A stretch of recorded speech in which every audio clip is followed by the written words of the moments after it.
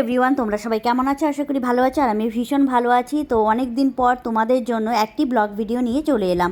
তো আজকে রান্না করব চিতল মাছ। আমার বরের খুব পছন্দের মাছ। বর কেন, আমারও খুব পছন্দ। তো আজকে চিতল মাছ রান্না করার জন্য নুন হলুদ দিয়ে মাছগুলোকে মেখে নিয়েছি। আর এদিকে মশলা কিন্তু অ্যাড করেছি, আদা রসুন পেঁয়াজ লঙ্কা জিরে সব কিছু কিন্তু আমি শিলনোড়ায় বেটে নিয়েছি। তো চলো একে একে রান্নাটা করি, তোমরা সম্পূর্ণ ব্লগ ভিডিওটা দেখতে থাকো। তো এখানে কড়াইয়ে কিন্তু আমি তেল দিয়ে দিয়েছি, তেল কিন্তু গরম হয়ে গেছে। আর একে একে কিন্তু মাছগুলোকে আমি ভেজে নেব। তো চলো কড়াইয়ে দিয়ে দিলাম মাছগুলো। আর মাছগুলো কিন্তু আমি বেশি লাল করে ভাজবো না, যেহেতু তরকারিটা মাখা মাখা হবে। তো মাছগুলোকে ভেজে নিয়ে আমি এই যে ভেজে তুলে নিব। তুলে নেওয়ার পর কিন্তু আমি রান্নাটা করব। এই দেখো, ফোড়নে দিয়ে দিয়েছি কিন্তু তেজপাতা শুকনো লঙ্কা আর এলাচ।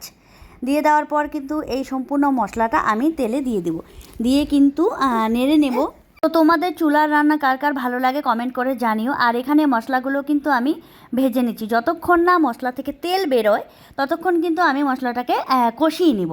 আর এখানে দেখো নুন অ্যাড করে দিলাম, আমি স্বাদ মতো নুন দিয়ে দিলাম। আর দেখো বেশি লাকড়ি দিয়ে আমি কিন্তু মশলাটা কষাবো না, লাকড়িটা কিন্তু আমি নামিয়ে নিয়েছিলাম। অল্প আঁচে কিন্তু মশলাটাকে আমি কষিয়ে নিচ্ছি, না হলে কিন্তু মশলাটা পুড়ে যাবে। তো তোমরা কারা কারা এভাবে রান্না করো কমেন্ট করে জানিও। আর আমার ভিডিওগুলো কেমন লাগে সেটাও কিন্তু জানাবে। তো তারপর দেখো আমি এখানে 1 চামচের মতো হলুদ দিয়ে দিলাম। হলুদ দিয়ে আবারও মশলাটাকে কষিয়ে নেব। তো অনেকক্ষণ মশলাটাকে আমি কষিয়ে নেব, যতক্ষণ না মশলাটার থেকে তেল ছাড়ে। তো এভাবে রান্না করতে কিন্তু খুব ভালো লাগে, আর খেতেও কিন্তু দুর্দান্ত লাগে। তোমরা কারা কারা এভাবে রান্না করো জানিও। তো তারপর দেখো মশলাটা কিন্তু কষে এসেছে, এই দেখো তেল ছেড়ে দিয়েছে। তারপর কিন্তু আমি এখানে এখন কিন্তু ঝোল অ্যাড করব। তো এই রান্নাটা আমি বেশি ঝোল দিব না, এই দেখো ঝোল দিয়ে দিলাম।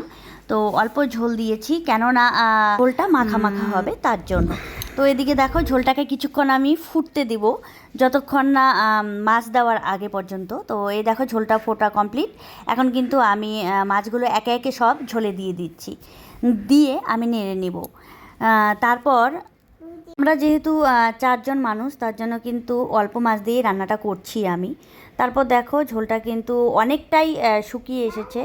তো আরেকটু আমি জাল দিয়ে নেব। দেখো আমি লাকড়িগুলোকে কিন্তু আবার দিয়ে দিচ্ছি, যাতে মানে ঝোলটা ভালো ফুটতে থাকে তার জন্য। তো ফাইনালি আমার রান্নাটা কিন্তু কমপ্লিট। তো তোমরা চিতল মাছ কারা কারা পছন্দ করো খেতে জানাবে। তারপর দেখো শিলনোড়ায় কিন্তু আমি গরম মশলাটা বেটে নিয়েছিলাম, সেটাও দিয়ে দিলাম। তো দিয়ে দিয়ে কিন্তু নেড়ে নেব, নেড়ে নিয়ে এখন কিন্তু নামিয়ে নেব। তো এই দেখো নামিয়ে নিলাম। তো আমার রান্না কিন্তু কমপ্লিট। কেমন লাগলো ভিডিওটা জানিও।